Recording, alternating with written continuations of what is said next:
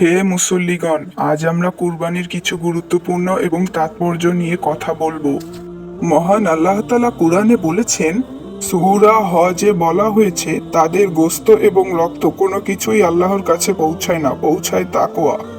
কুরবানি শুধুই পশু জবাই করার মধ্যে নয়, এটি একটি আল্লাহর পরীক্ষা, ত্যাগের এক অনন্য নিদর্শন। আর তোমরা জেনে রাখো, নিজের সব থেকে পছন্দের জিনিসকে কোরবানি দেওয়াই আল্লাহ সব থেকে বেশি পছন্দ করেন। মা, আমি চাই এবার কোরবানিতে আমিও কোরবানি দেব। আমি যে একটি মুরগি পালি, সেই মুরগিকে দিয়ে আমি এবার কোরবানি দেব। আমি চাই আল্লাহ তাআলা আমার উপর অনেক খুশি হন, কারণ আমাদের ইমাম সাহেব বলেছেন যে যে তার নিজের পছন্দের জিনিসকে কোরবানি দেবে, আল্লাহ তাকে সবথেকে বেশি ভালোবাসেন।